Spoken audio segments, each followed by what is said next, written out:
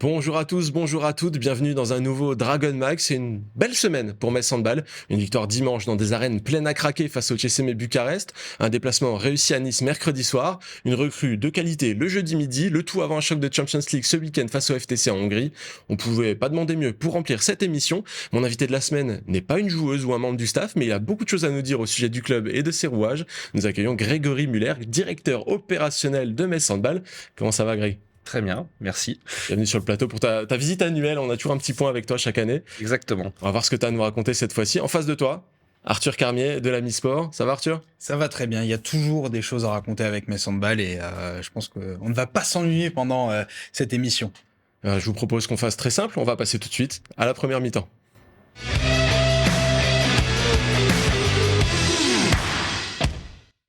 Alors Greg, avant de démarrer sur le sportif, quelques questions sur le fonctionnement actuel du club. La dernière fois que tu es venu, tu étais directeur du service commercial. Te voici directeur opérationnel. Il y a des choses qui se passent toujours en coulisses dont on ne se rend pas forcément compte quand on vient les jours de match.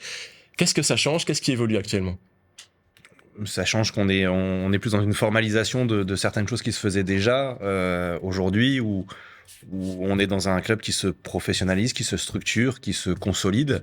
Donc aujourd'hui, la vision, elle est un peu plus large que simplement sur le commerce. Elle est aussi sur le développement, voilà, très avisée sur la partie billetterie, sur la partie boutique, sur l'environnement global du club, sur la partie opérationnelle, les jours de match, les avant-matchs, les après-matchs, parce que là, on est dans des forts mouvements cette année. Hein. On a eu un match comme Crime, où on a enchaîné quasiment 22 heures dans les arènes, entre le montage, le match et le démontage. Ça nous arrive à nouveau contre Nicobine bientôt.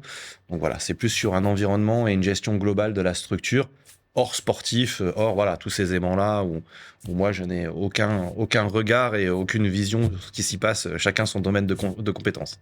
On le sait, la santé des clubs justement extra-sportive est extrêmement importante, notamment dans le sport féminin. On sait que Metz Handball a entamé un petit virage il y a quelques années déjà dans la manière de travailler avec les différents partenaires, de travailler la boutique, la billetterie, etc. Où est-ce qu'on en est de tous ces projets? On avance, alors on prend du temps, hein, parce que voilà, on peut pas révolutionner ou en tout cas modifier un club du jour au lendemain. Moi, ça fera bientôt 5 ans que je suis arrivé, post-Covid, donc il a fallu aussi avoir un peu un état des lieux, un gros travail avec le président. Aujourd'hui, hein, voilà, où il faut voilà qu'on on se parle, on avance ensemble avec les besoins et les budgets du moment. À nous d'aller en chercher d'autres, donc c'est ce que l'on fait. La boutique, elle a changé depuis 2 ans, visuellement. La billetterie aussi avance. Alors c'est un sujet qui a été important, qui est toujours aussi important au sein de la structure. Les partenaires sont fidèles. On les développe, on en fait grandir d'autres. On a de plus en plus de monde dans nos espaces. On a voilà un problème aussi avec la structure. Hein. La structure aujourd'hui, les arènes, elle est comme elle est très bien, mais elle est en train de se modifier aussi pour qu'on puisse recevoir mieux, accueillir mieux. C'est aussi un outil qui doit vivre et qu'on doit être capable de faire vivre tout en pouvant ranger, nettoyer, aménager les jours de match, désaménager, voilà, toute la logistique que ça génère derrière et qui a aussi un coût qu'il faut maîtriser.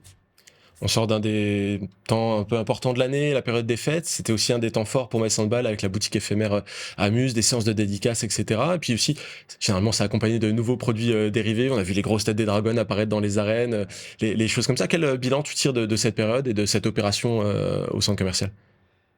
Très bonne. En fait, on a eu des échanges donc avec la direction du Primark au départ. C'est comme ça que les choses ont démarré. On a discuté avec le Muse aussi. On a eu l'opportunité de faire cette boutique éphémère qui a très très bien fonctionné. C'est aussi une volonté du club d'être acteur de la ville en dehors des moments de match.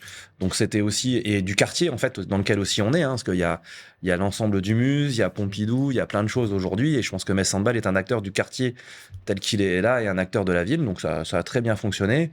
Les 2 séances de dédicace, bah forcément ça aide à faire venir un petit peu aussi du monde. On a lancé des jeux aussi sur les réseaux sociaux avec des jeux un petit peu digitaux. Donc on rentre aussi dans une forme un peu différente de notre mode de fonctionnement. Donc c'était un bon moment où les gens, j'espère, ont apprécié. On n'a pas pu recevoir tout le monde. Il y a des fois sur des séances de dédicace, on a été obligé de couper un petit peu les fils parce que les filles avaient entraînement derrière et la priorité reste le sportif, donc on a su... Ça dit quelque chose de la notoriété des Dragons aujourd'hui aussi, ça a évolué ça aussi. Donc Totalement, c'est vrai qu'aujourd'hui, on se rend compte aujourd'hui que la notoriété a changé, que le rajeunissement de la cible, je sais pas si le terme est, voilà, et c'était aussi un de nos objectifs. On avait beaucoup de jeunes qui étaient là au moment de ces séances de dédicace, c'était présent, tu l'as vu comme nous, c'était très agréable et on voyait beaucoup de jaunes qui se baladaient dans le Muse. Donc ça, c'était aussi un élément qui était important parce que les gens sont venus aux couleurs du club en ville au moment de ces séances de dédicace. Donc il y a une vraie voilà, valorisation du club et de son image. On sait pour que des produits dérivés fonctionnent bien, il faut aussi une équipe qui performe. À Metz, on est pas trop en reste et ça me permet d'embrayer sur le côté un peu plus sportif de l'émission du jour, puisque dimanche les arènes réalisaient leur plus belle affluence de la saison, 4935 supporters présents pour accueillir le CSM Bucarest, une des équipes qui offre toujours un vrai défi aux Dragons, et ce match n'a pas fait défaut. Arthur, c'est encore une fois un joli choc qu'on a eu contre les Roumaines. Ouais, un sacré match de Ligue des Champions. Si tu veux montrer ce match à une personne qui ne connaît pas le handball, c'est typiquement le genre de spectacle qu'on a envie de voir. Et quand tu regardes le classement, très sincèrement, cette équipe de Bucarest, elle mérite pas d'être à sa place, autant en difficulté. Évidemment, il y a des facteurs qui peuvent expliquer cela, mise en route assez lente. Il y a dû avoir une réadaptation puisque ils ont beaucoup bougé à Bucarest pendant l'intersaison, comme Metz Handball, sauf que Metz Handball arrive à s'en sortir, je pense, au métier, à l'expérience, même si en face, on n'est pas dénué d'expérience non plus. J'ai le sentiment d'avoir vu une équipe messine qui va vraiment jouer cette première place. On en parlera face au FTC. Et très sincèrement, c'est une vraie belle victoire de faire comme ça un 2-2 contre Bucarest après la victoire à l'aller là-bas. Rien de plus à dire. Greg, je sais que pendant les matchs, tu es assez occupé, mais tu as toujours un petit coup d'œil sur le terrain, perché dans les arènes. D'un 13-12 à la mi-temps, un 27-24 en fin de match, c'est aussi les matchs qui font vibrer tous les supporters. Là, je l'ai dit, c'est un guichet fermé. Ça crée des sacrées émotions, et puis ça se repose comme souvent sur des personnalités qu'on connaît bien et qu'on apprécie. Sarah Bouktit, Lucie Granier, mais aussi Petra Vamos qui a fait un gros match. C'est la recrue de cette année qui est en train de vraiment décoller les deux pieds sur l'accélérateur, pardon. C'est clair que c'est des matchs qui sont longs. On sait qu'ils vont se décanter certainement sur le dernier quart d'heure. Quand on voit la tournure du match, on sait que c'est pas un match où on va mettre 30-35 buts, que ça va défendre dur, que les équipes sont agressives des deux côtés, que ça va se jouer sur certains détails. Il y a une bascule qui se fait toujours à un moment ou à un autre sur la deuxième mi-temps. Elle bascule du bon côté, tant mieux pour nous, sur des formes d'arrêt, de tirs ratés. On a 2-3 moments de match où on se dit merde, ça passe pas. Et finalement, l'équipe y va. Donc, elle est super performante. Petra, oui, prend un volume aujourd'hui important. Manu fait aussi des choix aussi importants. Il sort Cléo à un moment du match. Il fait rentrer Sophie.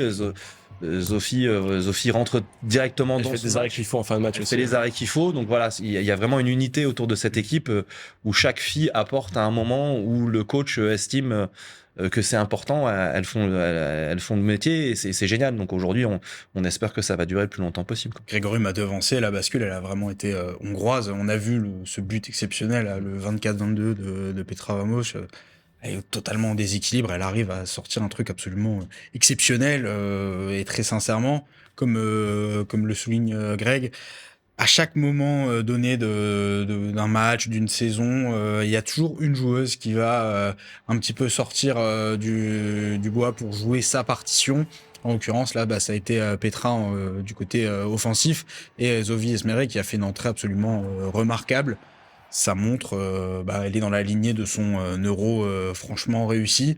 Je pense qu'elle va quand même avoir son importance sur la deuxième partie de saison, parce que Cléopâtre Darleux, elle a fait une première partie de saison vraiment incroyable, mais c'est toujours un plus inconsidérable sur des parcours de Ligue des Champions, sur des quarts de finale, sur un Final Four. Si Metz Handball d'avoir comme ça une deuxième solution aussi performante. C'est certain. Alors on revient un instant sur Petra Vamos, que Emmanuel Mayonnaud a évoqué son cas en conférence de presse d'après-match. Je vous livre sa citation. Petra, je trouve qu'elle a atteint un Metz Handball d'une dimension assez extraordinaire, pourvu que ça dure.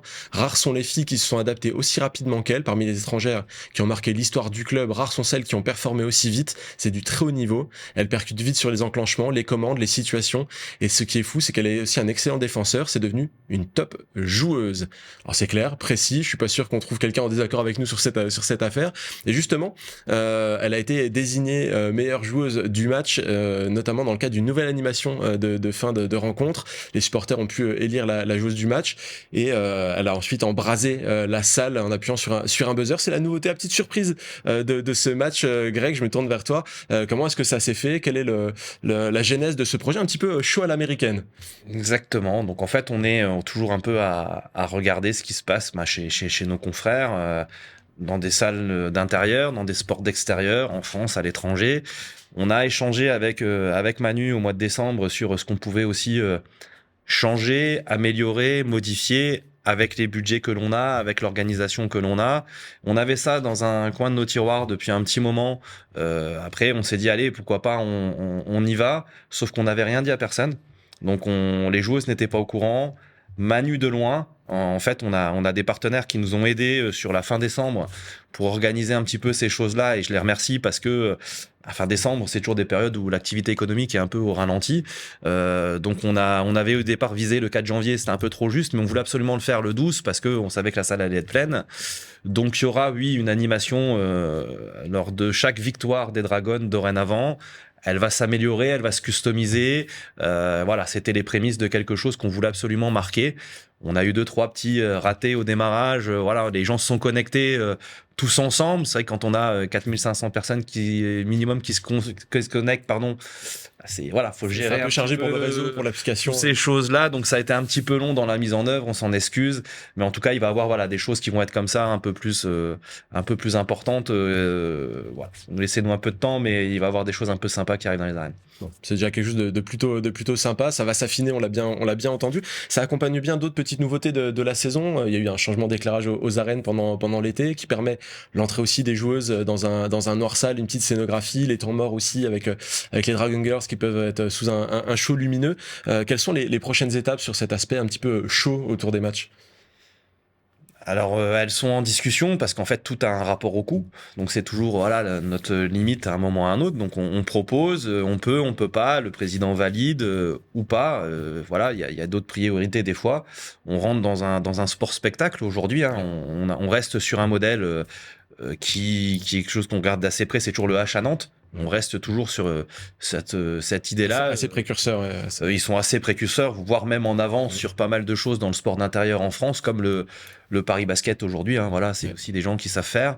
Donc il y a des choses qui arrivent un petit peu. Il y a du digital qui va rentrer de plus en plus aujourd'hui. On a des animations digitales qui se font en avant-match qui ne se faisaient pas à la mi-temps. Il y a des bornes digitales qui sont dans le hall d'accueil dorénavant avec des jeux sur lesquels on va pouvoir interagir, se connecter. Il y en a dans les salons VIP. Voilà, on rentre dans un univers un petit peu plus moderne, fun que l'on a eu jusqu'à présent pour que les gens, comme l'a dit Arthur tout à l'heure, quand ils viennent sur un match, il faut qu'ils vivent une expérience, un bon moment, outre le sportif, et qu'ils aient surtout envie de revenir, d'en parler à leurs amis, de venir en famille. C'est voilà, toutes ces choses-là qu'on essaye d'améliorer au quotidien. C'est un ensemble qu'il va falloir entretenir et qui continue d'être entretenu. Metz Handball est bien installé dans ses arènes. On va revenir vers le sportif, un petit peu plus loin des arènes en l'occurrence, puisque c'est à Nice que les Dragons se sont rendus mercredi. C'est une équipe qui a rencontré une belle réussite depuis le début de saison, un peu comme Dijon dans une certaine mesure. Sébastien Mizoul tire le meilleur de son effectif et ça s'est ressenti en première mi-temps avec des Dragons qui étaient accrochés, menés pendant une partie de cette période. Elles se sont rattrapées par un +2 à la pause avant de dérouler un peu plus sur le second acte et de l'emporter de 9 buts. Qu'est-ce que tu penses de ça, Arthur, hormis ces belles photos de retrouvailles entre certaines joueuses qu'on connaît, notamment Marie-Hélène Sachka et puis aussi Jazz Chambertin, etc., qui ont retrouvé leur salle? Je vais commencer par le côté photo, justement, c'est sympathique, c'est presque un club frère, l'OGC Nice, quand on voit toutes les passerelles qu'il y a eu entre Metz Handball et l'OGC Nice, de par les joueuses, Atadou Sako, Anne-Emmanuelle Augustine, etc. Il y en a eu quelques-unes ces dernières années. Ouais. Effectivement, et peut-être que ça explique juste ce bon début de match niçois, parce que c'est jamais anodin de jouer contre des joueuses, contre un club qu'on connaît vraiment bien. entre deux matchs de Ligue des Champions, c'est toujours compliqué de rester vigilant à 100% dès l'entame de match, mais je pense que Mess Handball a rapidement fait le métier dans cette rencontre. Et tous ces matchs supposés faciles, c'est jamais facile dans les faits évidemment, mais qui doivent tomber 99% du temps dans la poche de Mess Handball, bah, il faut savoir se les rendre justement faciles et réussir à prendre de l'avance. Ça a été un peu plus compliqué là, mais le job a quand même été bien fait. On regarde rapidement les autres résultats de la 11e journée. Besançon s'en est sorti tout juste contre la Stella Saint-Maur, prochaine adversaire des Dragons en championnat. Brest a fait le nécessaire face aux Pirates. Chambray a donné une petite leçon à Sambre. La JDA Dijon a repris sa marche en avant après un début d'année compliqué en infligeant un +12 à Paris, qui est un des principaux candidats pour cette troisième place. C'est Plancuc qui est sorti du bon côté du match face à Toulon, et Saint-Amand a signé une grosse victoire contre Mérignac. Au classement, ça donne ceci. Metz demeure en tête avec une avance de 7 buts au goal average sur Brest. La JDA Dijon s'accroche à sa troisième place, poursuivie par Chambray, mais avec une petite marge de sécurité vis-à-vis de Besançon et Nice. En bas de tableau, ça reste compliqué pour Saint-Amand, Mérignac et surtout pour Toulon. On va continuer à suivre ça de très près. Pour le moment, petit focus international, puisqu'on va vers la Champions League. Metz Handball se déplace à Budapest pour défier le FTC. Deuxième fois de la saison que ce match se présente. À l'aller, Metz avait réalisé son match référence, tout simplement, aux arènes. Une victoire 24-19, alors qu'on doutait encore un tout petit peu des prestations des Dragons à ce moment-là. Le FTC est une des équipes favoris de la compétition. Arthur, comment est-ce que tu sens ce match retour dans cette salle en Hongrie? Moi, j'ai vraiment hâte, parce que j'en ai tellement hâte que j'en ai même parlé avant même que tu me poses la question. Mais oui. Ça va être une finale de groupe avant l'heure. Ouais. Alors évidemment, on va pas faire des supputations, mais ce sont deux équipes, selon moi, qui ont tout le potentiel pour aller au Final Four. Et je vais me mouiller, je pense que ces deux équipes y seront, selon le jeu des tirages au sort, évidemment. Alors on a un peu parlé des simulations de l'EHF la semaine dernière avec le supercalculateur qui a annoncé les pourcentages de probabilité, etc. Ce supercalculateur nous annonçait le FTC au-dessus de Metz Handball dans les probabilités de remporter la compétition. Ce week-end, c'est peut-être le moment d'expliquer au supercalculateur que Metz Handball a peut-être un petit peu plus que ça à montrer. Effectivement, cher supercalculateur, on va laisser le terrain parler. À l'aller, comme tu l'as dit, Metz Handball n'était pas encore dans la plénitude de son jeu, et c'est vraiment l'expérience et le talent d'une part Cléopâtre Darleux qui a fait basculer les choses. Je crois qu'elle avait fait 22 arrêts ce jour-là. 22 arrêts, pardon. Donc ça va se jouer à rien, encore une fois. On sait que Metz Handball aime bien jouer à Budapest. Les récents voyages du côté de cette équipe du FTC ont été plutôt fructueux. Mais ça va pas être facile du tout. Ce sera loin d'être simple. Donc très sincèrement, j'ai hâte de voir ce match. Je sais pas du tout à quoi m'attendre, parce que le FTC joue quand même à un très très haut niveau cette saison. Au même titre que Metz Handball, il y a un point d'écart entre les deux équipes. Donc, et puis il y a quelques joueuses qu'on connaît bien qui auraient envie peut-être de faire du mal aux Dragons, en tout cas de montrer que face à Metz Handball, elles ont du jeu. Greg, en cas de victoire, c'est quasiment fait déjà, mais en cas de victoire, Metz Handball serait assuré de jouer les quarts de finale. Ça donne déjà des idées pour rendre ce quart de finale un des événements majeurs de la saison? C'est dans les tuyaux. En tout cas, on commence à l'imaginer. On reste en toute proportion gardée, voilà, à attendre que mathématiquement les choses soient faites. Par contre, on a commencé, oui, à sortir quelques dossiers, à l'imaginer, à le scénariser. Voilà, il devrait arriver. Donc voilà, on va attendre le match de ce week-end, et puis si c'est pas ce week-end, ça sera, j'espère, voilà, rapidement qu'on aura cette confirmation d'un quart de finale retour à domicile, qui est toujours aussi important sportivement, et puis pour nous aussi en termes d'organisation. Donc voilà, on espère que ce week-end, voilà, Metz Handball marquera encore un peu plus son image, restera invaincu en Europe, et restera encore cette équipe invaincue en Europe. Après, voilà, on va laisser le sportif. Bien sûr, on va pas porter l'œil, on va pas commencer à annoncer des choses qui sont pas faites. Le match FTC Metz, c'est samedi à 16h. On fera un point sur le classement la semaine prochaine, bien sûr, puisqu'il sera un petit peu plus indicatif, en tout cas sur la suite de la compétition, avec, espérons-le, un Metz Handball toujours invaincu. Alors, on va laisser maintenant le sportif pur et dur, mais il nous reste tout un lot d'actualités en stock. On en parle en deuxième mi-temps.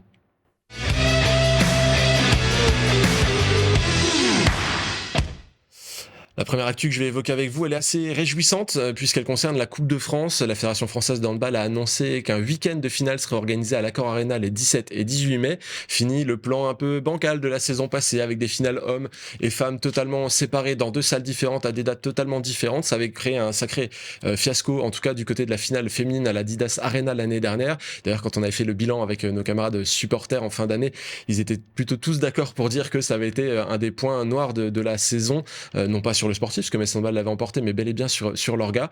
Et bien cette fois-ci, le samedi sera réservé à plusieurs finales départementales, au Handsour à la finale régionale féminine, la finale fédérale masculine avant la finale nationale féminine, et le dimanche, on retrouvera la finale régionale masculine, le hand fauteuil, la finale fédérale féminine et bien sûr la finale nationale masculine, avec aussi la possibilité d'avoir des lots pour voir le week-end complet de compétition, ce qui va créer enfin le retour d'une vraie fête du handball sur un week-end complet. Greg, qu'est-ce que tu penses de ça? On sait que d'un point de vue organisation, tu as toujours un œil particulier. Un vrai week-end de fête pour le handball, c'est quand même mieux que quelque chose d'explosé en 2 dates différentes avec des orgas différentes. C'est beaucoup plus cohérent. Ouais. On est aussi dans une logique où on a besoin de mettre en avant le sport féminin et le hand féminin. L'année dernière, on s'est senti un petit peu le parent pauvre décalé. Alors l'Adidas Arena est un très bel outil aujourd'hui, mais voilà, c'était pas ce qu'on avait besoin. Aujourd'hui, le fait qu'on soit remélangé entre guillemets filles-garçons, c'est le hand en globalité qui doit être mis en avant. Le fait que ça soit un samedi, c'est bien aussi pour nous sur le côté organisation. Ça sera un peu plus simple à mettre en œuvre. Après, il faut être à cette finale. Donc on va encore une fois prendre les matchs les uns après les autres. Mais handball n'est pas encore entré dans la compétition, donc Si tout on a est la chance possible à ce stade. de continuer à pouvoir aller défendre ce titre que l'on a depuis 3 ans, on ira et on sera très heureux d'organiser ça sur Paris. C'est logique. Voilà, un week-end de handball à Paris avec les meilleures équipes. Rien de mieux, si ce n'est qu'il faut qu'on soit à Paris. J'avais une tendresse particulière pour tous les matchs le dimanche parce que c'est vraiment cette fête en un jour. Les circonstances font que on doit dispatcher les Voilà, rencontres. c'est principalement le fait d'avoir inclus tous les hands adaptés, etc. Exactement, Ce qui est une bonne chose aussi, mais qui fait qu'il y a beaucoup trop de matchs pour tout jouer sur une seule et même journée. Ouais. Effectivement. Donc, en l'état, c'est une belle nouvelle d'avoir ces équipes qui sont rassemblées vraiment sur un week-end. Et peut-être que ce match, cette finale féminine de Coupe de France sera le main event, l'événement principal de la journée du samedi. Et ça mettra encore un petit côté événementiel et ça donnerait une importance particulière à cette rencontre. Mais il faut que ça suive au niveau billetterie. En tout cas, on va tout d'abord, comme l'a dit Greg, suivre le déroulement de la compétition en espérant retrouver encore une fois Metz Handball en finale. Quoi qu'il en soit, même si Metz Handball n'y est pas, on se réjouira déjà qu'il y ait des conséquences qui aient été tirées des résultats de l'année dernière. Sujet suivant, je comptais vous parler du naufrage de Vipers Kristiansand, mais malheureusement, le temps nous manque, le chrono tourne. On aura l'occasion d'en rediscuter. En tout cas, c'est une situation qui fait un petit peu fausser la compétition de la Ligue des Champions, qui fausse pas mal de choses et qui est encore une fois pas une très très bonne situation pour tout club de handball féminin. Peut-être qu'on en reparlera dans un prochain Dragon Mag. Il nous reste une actualité majeure que je ne veux pas louper en revanche, c'est le recrutement de Lilou Borg qui a été annoncé par Metz Handball. C'est une véritable option sur l'avenir pour les Dragons. Alors, qui est-elle? Eh bien, laissez-moi vous raconter ça avec sa fiche, tout simplement. Jeune demi-centre de 19 ans, née à Pessac, et Lilou Borg est du genre à brûler les étapes. Elle a fait ses débuts lors de la saison 2020-2021 à Meuse-Biganos. Elle a rapidement pris du galon jusqu'à s'engager directement à Mérignac en 2023-2024 et y prendre des responsabilités. Elle a été la meilleure espoir de la saison passée en Ligue Butagaz Énergie. Internationale française, elle a connu toutes les étapes avec les équipes de France Jeunes jusqu'à la conquête d'une médaille d'or mondiale U20 l'été dernier, aux côtés d'une certaine Manon Erard qu'on a reçue il y a quelques temps ici. Elles seront ravies de se retrouver, je n'en doute pas. Elle récoltait au passage, rien que ça, le trophée de meilleure joueuse de la compétition. Elle est rarement loin de sa sœur jumelle Enola. On atteste volontiers que l'handball est une histoire de famille chez les Borg, puisque la maman, Myriam Borg-Corfanti, a été une joueuse importante des belles heures de Mios et championne du monde 2003 avec l'équipe de France, rien que ça. Le papa Jean-Charles a lui aussi connu une carrière professionnelle de joueur avant de devenir le coach de Mios. Et au passage, de ses filles, lorsqu'elles débutaient le handball, en tout cas au niveau sérieux en national 1 féminine, c'est un choix d'avenir et le recrutement ne doit rien au hasard. On y voit un petit peu en ombre, en arrière-plan, un certain Emmanuel Mayonade, coach girondin qui a connu les jumelles dès leur plus jeune âge, quand il était sur le banc de Mios à ses débuts en tant que coach. La boucle est parfaitement bouclée. Greg, à quelle date on va retrouver les maillots Borg dans la boutique? Début septembre. Je prends un peu d'avance sur ce dossier. Blague à part, Arthur, c'est une sacrée recrue pour l'avenir. Certains ne la connaissent pas encore forcément, 19 ans, bientôt 20, mais elle a vraiment tout pour aller très loin, cette joueuse. Elle a tout pour aller très loin. Je pense que si on demande à sa coéquipière en équipe de France, Manon Errard, elle vous dira la même chose. Bien sûr. Parce que c'est quand on est MVP comme ça d'une compétition majeure en jeune, c'est jamais anodin. Et si Metz Handball, comme tu l'as dit, un petit peu l'ombre girondine d'Emmanuel Mayonnaud dans ce choix, vraisemblablement, si Metz Handball a pris le pari, c'est que il y a de très bonnes chances qu'il va être payant. Même si c'est un poste où c'est une surprise, parce qu'il y a quand même Léna Granvaux qui est là, même si on ne sait pas encore de quoi son avenir sera fait. Et il y a aussi Petra Vamos. Peut-être que ça va rebattre les cartes comment dire, sur ce poste de demi-centre, puisqu'il y a des joueuses qui vont jouer arrière. Mais en tout cas, on peut compter sur des joueuses qui sont pleines d'avenir, pleines de talent, qui savent faire plein de choses sur le terrain. C'est aussi ça l'intérêt d'avoir des joueuses qui sont complètes et qui peuvent s'adapter à n'importe quelle situation. Et en plus, quand il y a du potentiel et peut-être une future internationale française, elle a toutes les qualités pour. Ça a tout du recrutement idoine. Greg, on te croise parfois le week-end, le dimanche, sur les matchs de National 1 féminine. C'est aussi une tradition à Metz Handball d'entretenir les jeunes joueuses, les pépites françaises, etc., de les faire fleurir pour qu'elles aillent jusqu'au plus haut niveau. Si on regarde l'équipe de France A aujourd'hui, on retrouve pas mal de joueuses qui sont passées par la formation ou par Metz Handball au début de leur carrière. C'est tout simplement naturel pour une joueuse comme ça de signer à Metz. Je sais pas, mais en tout cas, c'est dans la tradition. C'est dans la tradition, c'est l'ADN du club aujourd'hui, d'être un club formateur, d'aller déceler ces joueuses-là, de les amener au plus haut niveau. Après, on a des atouts. Je pense qu'aujourd'hui, on n'était pas les seuls sur le sujet. C'est un sujet qui a été très long en termes de négociation pour le président. Metz Handball a un œil partout, comme je pense l'ensemble des joueuses ont quand même un regard sur ce qui se passe à Metz Handball aussi. Je pense que toute joueuse est consciente qu'aujourd'hui, en arrivant chez nous, elles peuvent passer certains paliers, elles ont une forme de visibilité qu'elles n'avaient pas. On a un coach aujourd'hui qui est capable de transformer, je dis pas n'importe quelle joueuse, mais en tout cas de les amener à un niveau. Je pense qu'on est beaucoup, alors à part les aficionados, mais on parlait de Petra Vamos, de Tyra Axner.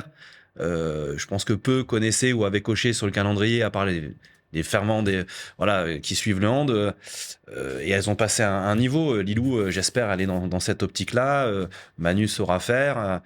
On a un recrutement qui est de qualité à Metz Handball qui va continuer à s'écrire dans les semaines à venir, où on aura une équipe qui sera compétitive, j'imagine. En tout cas, voilà, on aura des choses sympas. Metz Handball est un club moteur du sport français. C'est le plus grand club français du hand aujourd'hui. J'espère que Lilou va nous apporter toute sa contribution à ça. Et l'image ultime, que ça soit une Girondine et que Manu soit là, est aussi exceptionnelle. Et l'effet Metz Handball, très rapidement, il se vérifie. La joueuse parfaite, tu l'as reçue la semaine dernière, Mathieu, c'est Chloé Valentini, une très bonne joueuse internationale. Elle est devenue la meilleure ailière gauche du monde à Metz Handball. Tout à fait. En tout cas, on va continuer à suivre ces situations-là. Mais ça en dit long aussi sur l'attractivité de Metz Handball qu'une joueuse comme Lilou Borg choisisse de venir et de s'engager sur 2 saisons, plus une en option avec le club. Ça dit aussi quelque chose sur tout ce qui est concurrence autour de Metz Handball. On imagine bien qu'il y avait quelques sollicitations à droite à gauche. Et c'est Metz qu'elle a choisi. C'est Metz qu'elle a choisi. Et en fait, on est sur un contrat de 2 ans. Ouais. On a Lucie qui a signé 2 ans, Sarah qui a prolongé de 2 ans, Cléo qui est encore engagée. Excusez-moi. Chloé qui est engagée. Attention, pas de faux espoirs pour les supporters. Non, Pour l'instant, il n'y a rien sur Cléo. Sur ces sujets-là, c'est pas les miens. C'est bien Chloé Valentini. Sur les 2 ou 3 prochaines années, qui est quand même qui donne envie et qui donne une belle image, en tout cas, de ce qu'a réussi à construire Manu et Thierry pour les années à venir. Il y a une grosse ossature pour 2027, une petite ossature commence à se mettre en place pour 2028. C'est exceptionnel, c'est quelque chose qu'on avait encore que très rarement vu à Metz Handball, et c'est aussi une très bonne chose. On arrive déjà à la fin de l'émission. Chaque semaine, je fais le même constat. Dragon Mag, c'est super, mais Dragon Mag, c'est trop court. Mais c'est déjà terminé pour aujourd'hui. On se retrouve vendredi prochain à 19h sur Moselle TV pour une nouvelle dose de Metz Handball. Merci messieurs d'avoir été ici. À bientôt. À bientôt. Bye bye.